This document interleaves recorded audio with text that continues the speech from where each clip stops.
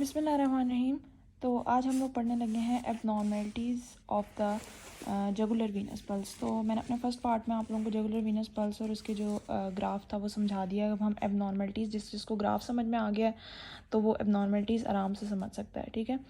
तो सबसे पहले हमारे पास एबनॉर्मेलिटीज़, हमें पता है कि हमारी जो पल्स हमने जुगुलर वीनस पल्स था उसमें 3 तरह की वेव्स बनती हैं, ए वेव, सी वेव और वी वेव, यही मेन होती हैं। तो सबसे पहले हम लोग ए वेव्स की एबनॉर्मेलिटीज़ की बात करते हैं।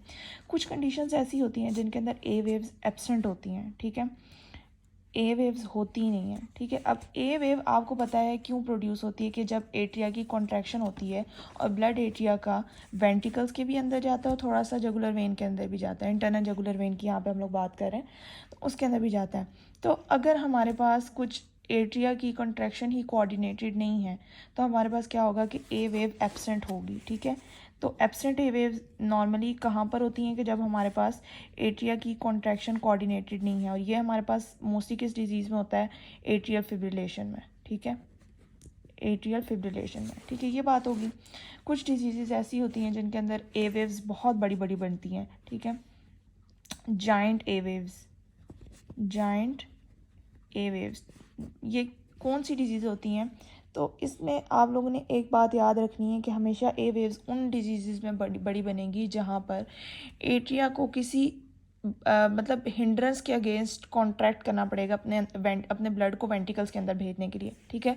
अब इस बात को आप इससे याद रखें कि अगर देखें फॉर एग्जांपल यहाँ पे ट्राइकस्पिड वाल्व की स्टेनोसिस हो गई है तो अब एट्रिया को बहुत ज़्यादा फोर्स ऑफ कॉन्ट्रैक्शन लगानी पड़ेगी वेंटिकल्स के अंदर अपने ब्लड को भेजने के लिए। या अगर राइट वेंटिकल की हाइपरट्रॉफी हो गई है या फिर इस पल्मोनरी ट्रंक की स्टेनोसिस हो गई है तो एट्रिया को बहुत ज़्यादा फोर्स लगानी पड़ेगी जिसकी वजह से बहुत ज़्यादा प्रेशर जनरेट होगा, ठीक है। तो ये हमारे पास कहाँ पे आ जाता है, ट्राइकस्पिड स्टेनोसिस के अंदर आ जाएगा और राइट वेंटिकुलर हाइपरट्रॉफी और ये पल्मोनरी ट्रंक की हाइपरट्रॉफी, ठीक है, ये बात होगी। उसके बाद हमारे पास आ जाती हैं कैनन वेव्स, या फिर आप कह लो कि बहुत ही ज़्यादा लार्ज ए वेव्स आ जाती हैं, ठीक है। जो बहुत ज़्यादा लार्ज ए वेव्स होती हैं उनको हम लोग कैनन वेव्स भी कहते हैं। ये भी जाइंट ए वेव्स की ही किस्म होती है। ये तब होता है कि जब एट्रिया अपना ब्लड बिल्कुल ही वेंटिकल के अंदर भेज ही नहीं पाता, ठीक है। तो इसमें ट्राइकस्पिड वॉल्व क्लोज होता है, ठीक है। ये एक ही कंडीशन है जिसके अंदर ऐसा एट्रिया नहीं कर पाएगा और वो होगा कि ट्राइकस्पिड वॉल्व आपका क्लोज्ड है। और ये नॉर्मली ट्राइकस्पिड वॉल्व कब क्लोज होता है, जब हमारे पास क्या होता है, ऐसे नोट से कोई मसला हो, यानी हमारे पास 3rd डिग्री हार्ट ब्लॉक में, ठीक है, यानी कोई कोऑर्डिनेशन ना हो। 3rd डिग्री हार्ट ब्लॉक में ये होता है कि हमारे पास ट्राइकस्पिड वॉल्व खुलता ही नहीं है, ये अपना अलग कॉन्ट्रैक्ट करता रहता है, वेंटिकल अलग कॉन्ट्रैक्ट करता रहता है, ठीक है। तो हमने एब्सेंट ए वेव्स की बात कर ली, जाइंट ए वेव्स की बात कर ली, कैनन ए वेव्स की बात कर ली। अब है हमारे पास एबनॉर्मलिटीज़ ऑफ वी वेव जिसके अंदर से सिर्फ हमने एक ही पढ़नी है, giant v waves, giant v waves. अब आप लोगों को पता है, मैंने आप लोगों को बताया था कि वी वेव्स कब प्रोड्यूस होती हैं कि बेसिकली जब हमारे पास वेंटिकल की कॉन्ट्रैक्शन होती है उस टाइम पे एट्रिया की रिलैक्सेशन हो रही होती है, यानी एट्रिया की फिलिंग हो रही होती है, ठीक है। तो वेंटिकल की कॉन्ट्रैक्शन की लास्ट स्टेजेस, या कह लें कि वेंटिकल्स की जब वेंटिकल्स अपनी रिलैक्सेशन वाला पार्ट स्टार्ट करने वाले होते हैं तो उस ड्यूरेशन में हमारे पास एट्रिया की फिलिंग हो रही है। लेकिन अगर हमारे पास इस ट्राइकस्पिड में कोई आप कह लो रिगर्जिटेशन है, ठीक है, ट्राइकस्पिड रिगर्जिटेशन है, यानी जब वेंटिकल्स कॉन्ट्रैक्ट कर गए अपना ब्लड उन्होंने लंग्स में भेजना है, तो अगर हमारे पास ट्राइकस्पिड वॉल्व में कोई मसला और ये ब्लड हमारे पास एट्रिया के अंदर चला जाएगा तो इसकी वजह से हमारे पास क्या होगा कि वी वेव्स बहुत जाइंट प्रोड्यूस होंगी।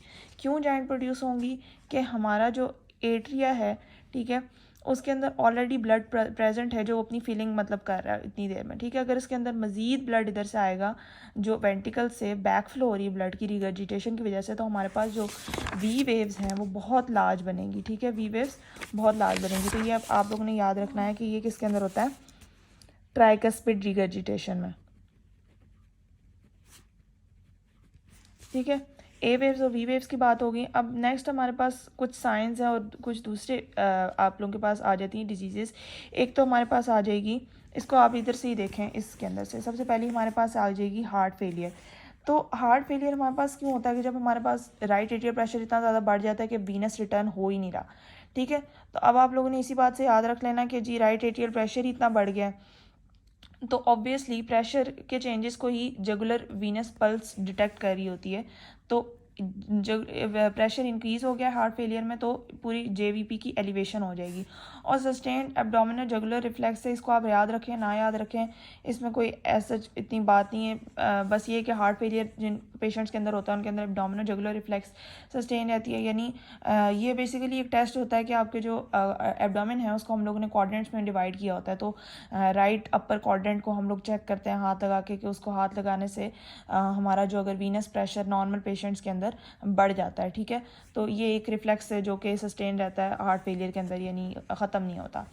उसके बाद हमारे पास पल्मोनरी एम्बोलिज्म। पल्मोनरी एम्बोलिज्म क्या है कि हमारी जो पल्मोनरी आर्टरीज हैं उनके अंदर कोई कह लो कि क्लॉट्स बन गए या फिर कोई एम्बुलस उधर चला गया। ठीक है, तो ऑब्वियसली इसकी वजह से भी जो वेंट्रिकल है उसको बहुत ज़्यादा प्रेशर जनरेट करेगा वो ब्लड को लंग्स के अंदर भेजने के लिए, जिसकी वजह से हमारे पास पूरे जेवीपी की है एलिवेशन होगी। ठीक है, यहाँ से वेंट्रिकल को भी प्रेशर लगाना पड़ेगा, यहाँ से एट्रिया को भी प्रेशर लगाना पड़ेगा। उसके बाद है हमारे पास पेरिकार्डियल एफ्यूजन। तो पेरिकार्डियल एफ्यूजन या फिर आप लोग कह लो pericardial constriction. Basically pericardial effusion या पेरिकार्डियल टेम्पोनेट, जो कार्डियक टेम्पोनेट होता है जिसमें ब्लड जो है ना जमा हो जाता है हमारे पास पेरिकार्डियल कैविटी के अंदर। तो वो ब्लड क्या करता है, वो हमारे पास जो साइडों से हार्ट को कंप्रेस करता है। ठीक है, तो इसकी वजह से क्या होता है कि हार्ट को मतलब ज़्यादा फोर्स से अपना जो है ना कॉन्ट्रैक्ट करना पड़ता है, क्योंकि उसके पास जो रिजर्व स्पेस होती है जिसके अंदर उसने कॉन्ट्रैक्ट रिलैक्स करना होता है वो तो सारी ब्लड से भर जाती है। ठीक है, अब उसको क्या है, अब उसको रिलैक्स करने के लिए बिल्कुल थोड़ी सी जगह मिलेगी। ठीक है, जिसमें वो अपनी फीलिंग करेगा। ठीक है, तो इस वजह से अब उसको ज़्यादा मतलब उसको ग्रेटर फोर्स के साथ रिलैक्स भी करना पड़ेगा और ग्रेटर फोर्स के साथ कॉन्ट्रैक्ट भी करना पड़ेगा, जिसकी वजह से हमारे पास क्या होती है, एलिवेशन हो जाती है जेवीपी की। और इस पेरिकार्डियल कंस्ट्रिक्शन में एक हमारे पास यही है कुछ स्मॉल साइन हम इसको कहते हैं। तो बेसिकली कुछ स्मॉल साइन हमारे पास क्या होता है कि ये हमारे पास बेसिकली इसके अंदर आता है पेरिकार्डियल कंस्ट्रिक्शन के अंदर। तो इसको कहते हैं पैराडॉक्सिकल एक साइन होता है, ये इंस्पायरेशन और एक्सपायरेशन से हम लोग इसको नोट करते हैं। तो हमारे पास बेसिकली क्या होता है कि कुछ ब्लड जो होता है ना, इंस्पायरेशन से आप सांस खींचते हैं तो हमारे पास कॉन्ट्रैक्शन होती है एब्डोमिनल मसल्स की। ठीक है, तो उन एब्डोमिनल मसल्स के पास जो हमारे पास वीनस रिजर्व्स पड़े होंगे, यानी वेंस जो लार्ज वेंस पड़ी होंगी, वो उन एब्डोमिनल मसल्स के कॉन्ट्रैक्ट करने से वो उन वेंस को कंप्रेस करेंगी। ठीक है, उन वेंस की कंप्रेशन से उनके अंदर जो ब्लड होगा वो ऊपर हार्ट की तरफ जाएगा, सुपीरियर वेना कैवा की तरफ जाएगा। ठीक है, तो अगर इस हार्ट के अंदर ये जो ब्लड वेंस के थ्रू या एब्डोमिनल विसरा के थ्रू आ रहा है, अगर ये हार्ट ऑलरेडी हमारे पास इसकी कह लो कैपेसिटी इतनी कम हुई हुई है ब्लड को स्टोर करने की, क्योंकि इसके इधर इर्द गिर्द इतना ज़्यादा ब्लड जमा है, तो इसको रिलैक्सेशन और कॉन्ट्रैक्शन का सफिशेंट डिस्टेंस मिल ही नहीं रहा रिलैक्स करने का और कॉन्ट्रैक्ट करने का। तो उसके अंदर ऑलरेडी कैपेसिटी कम हो गई है, तो फिर वो इस जो ब्लड, ये जो ब्लड है ना इंस्पायरेशन से, वो इंस्पायरेशन से जो बेसिकली आ रहा है ये इसको स्टोर नहीं कर पाएगा। ठीक है, तो हम कहते हैं कि ये क्या है, कुछ स्मॉल साइन है जो कि बेसिकली पॉजिटिव होता है जब हमारे पास पेरिकार्डियल कंस्ट्रिक्शन होती है, या फिर हमारे पास पेरिकार्डियल एफ्यूजन में भी होता है, पॉजिटिव होता है। ठीक है, अब सुपीरियर वेना कैवा ऑब्स्ट्रक्शन, तो इसको भी आप इस बात से देखें कि अगर देखें हमारे पास सुपीरियर वेना कैवा के अंदर इधर ऑब्स्ट्रक्शन आ गई है, तो ब्लड तो यहाँ पर जुगुलर वेन के अंदर तो ब्लड आ रहा है, जा रहा है, इधर से पूरा अपर लिम्ब से आ रहा है, इस जगह से सारा सुपीरियर वेना कैवा लेकर आ रही है। लेकिन जो right atrial pressure, right atrium के अंदर जो राइट एट्रिया कॉन्ट्रैक्ट करेगा, रिलैक्स करेगा, उसके कॉन्ट्रैक्शन रिलैक्सेशन से पहले जो जेवीपी पे असर पड़ रहा था, यानी पहले जो ACV वेव्स प्रोड्यूस हो रही थी एट्रिया और वेंट्रिकल के, उसकी वजह से कॉन्ट्रैक्शन रिलैक्सेशन में जो चेंजेस हो रहे थे उसकी वजह से पहले जो इसके अंदर भी प्रेशर के अंदर चेंजेस आएंगे। अब वो इसके साथ देखें लिंक ही ख़त्म हो गया है इस ऑब्स्ट्रक्शन की वजह से। यहाँ पे ऑब्स्ट्रक्शन आ गई है सुपीरियर वेना कैवा के अंदर, तो अब एट्रिया वेंट्रिकल्स का जुगुलर वेन के साथ लिंक ही ख़त्म हो गया। तो इसकी वजह से हमारे पास क्या होगा कि पल्सेशंस नहीं मिलेंगी आपको जुगुलर वेन के अंदर। ठीक है, ब्लड होगा लेकिन पल्सेशन नहीं होगी, क्योंकि अभी हार्ट के साथ कनेक्टेड ही नहीं है, क्योंकि यहाँ पर एक ब्लॉक आ चुका है। So this was all about jugular venous pulse. I hope that I have made this concept clear for you guys. Video अच्छी लगी तो लाइक ज़रूर करिएगा और subscribe to my channel. Thank you.